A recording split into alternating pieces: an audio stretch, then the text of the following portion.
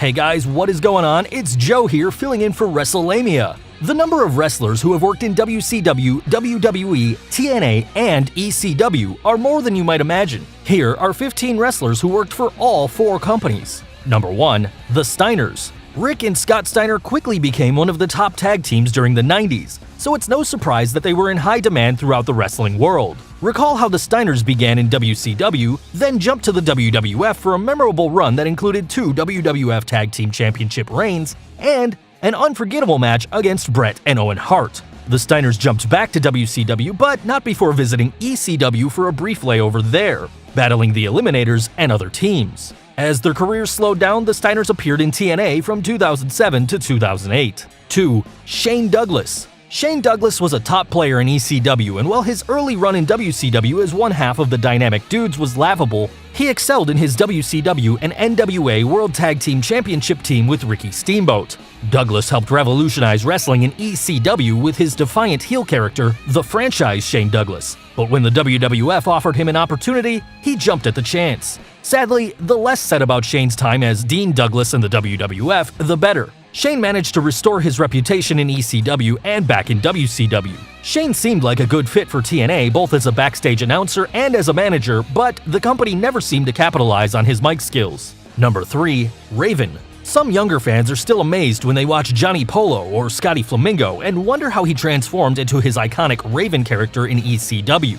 While Raven is best known for his work in ECW, he had a moderately successful run in WCW and in TNA where he held the TNA World Championship. As for Raven's WWF tenure, things never seemed to click, and although Raven reportedly pitched some good ideas to management, they failed to use him. 4. Perry Saturn. Perry Saturn was a versatile and underrated wrestler who seemed to fit in well wherever he worked. In ECW, he made a name for himself in the Eliminators, brutalizing opponents alongside John Koronis. In WCW, Saturn joined Raven's Nest and worked a bizarre program with Chris Jericho, where Saturn lost a stipulation match that resulted in him having to compete in a dress for 90 days. Saturn's next stop was the WWF, where he joined the Radicals, Chris Benoit, Eddie Guerrero, and Dean Malenko after all 4 men were granted the releases from WCW.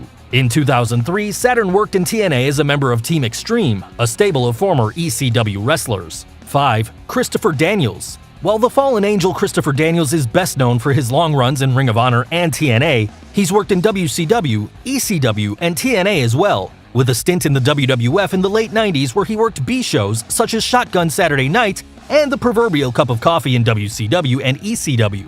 With TNA and ROH stars such as CM Punk, Samoa Joe, Daniel Bryan, and AJ Styles having made their mark in the WWE, fans still hold out hope that Daniels will make a lasting return to the WWE. 6. Mike Awesome. Mike Awesome seemed to be headed for the top, impressing promoters with his work in Frontier Martial Arts Wrestling, then rising to the top in ECW as its World Heavyweight Champion. WCW scooped him up, only to saddle him with the terrible gimmicks The Fat Chick Thrilla and That 70s Guy, effectively killing his character. Although Awesome worked in the WWF's Invasion angle, he was quickly sidelined by an injury and lost his momentum.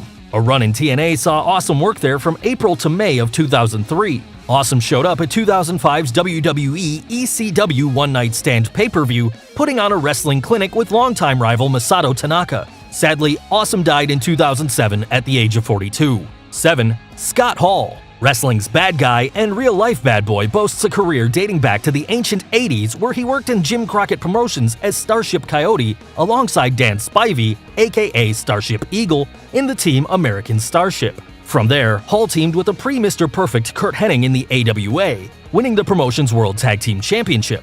Hall struggled for success in WCW as the Diamond Stud, but was successfully repackaged in the WWF as Razor Ramon. Hall worked in ECW for less than a handful of matches in 2000, returning to WWE in 2002. Hall was one of many wrestlers from the Monday Night War to join TNA. 8. Sabu. Given Sabu's long campaign in the hardcore heavy Frontier Martial Arts Wrestling, it's a miracle that there was anything left of Sabu when he invaded ECW, working his unforgettable gimmick as a wrestler strapped to a gurney and brought to ringside so he can be unleashed on opponents. Sabu was a hit in ECW, but struck out in WCW. Sabu had a violent run in TNA, participating in some of its most brutal matches, including the Monsters Ball match and the Barbed Wire Massacre match. Sabu entered the WWE in 2006, appearing on its One Night Stand pay-per-view and working in WWE's relaunch of ECW. 9. Chris Candido. Chris Candido emerged on the national stage as Body Donna Skip, working alongside his super sexy girlfriend Sunny in the WWF.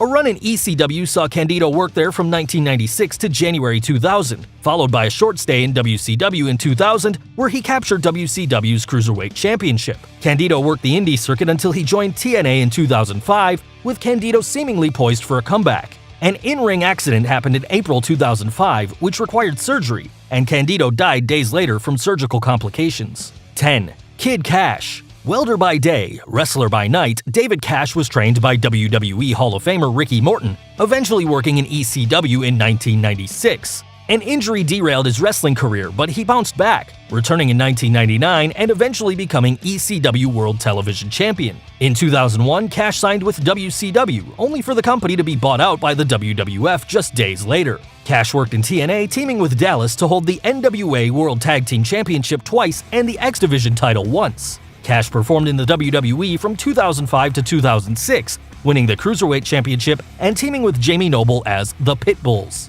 Number 11. Mick Foley. Veteran wrestler Mick Foley has racked up thousands and thousands of miles traveling the world during his career and hitting the world's biggest promotions along the way. As Cactus Jack, he gained attention at the national level in WCW, then jumped to ECW where he mocked ECW's fans for their love of all things hardcore. Foley took a chance in the WWF as Mankind, but he made the character work, becoming a breakout star in the 90s. After leaving the WWE, Foley worked in TNA from 2008 to 2011, both as an authority figure and as a wrestler. Number 12. The Sandman. ECW original James Fullington crafted a memorable character as the hard-drinking, cigarette-smoking Sandman, complete with Singapore cane to beat down opponents with. The Sandman made his mark in ECW, but was recruited into WCW as Hack, a hardcore wrestler who worked against other former ECW stars. A similar situation arose in TNA when the company brought Sandman in to team with former ECW stars such as Perry Saturn and New Jack. When the WWE relaunched ECW, Sandman was brought in for the ill-fated experiment, showing he had the skills even if WWE didn't know how to utilize him. 13. Rob Van Dam. Fans may not remember RVD's time in WCW as he worked under the name Robbie V, reportedly because WCW's Bill Watts didn't like the name Rob Van Dam. Robbie V worked mostly as enhancement talent but won occasional matches and competed in a tournament for the WCW television title. RVD hit his stride in ECW, feuding with Sabu and holding the ECW television championship for 700 days. RVD participated in the WWF Invasion angle and found success as WWE Champion, defeating John Cena at WWE One Night Stand to become WWE Champion and ECW Champion. Van Dam proved just as successful in TNA, winning the TNA World Heavyweight Championship and the X Division Championship. 14. Dusty Rhodes. With a career dating back to the late 1960s, Dusty Rhodes managed to work every major promotion in North America, so it's no surprise he's on our list. Dusty worked in WCW after Ted Turner purchased Jim Crockett Promotions and christened it WCW,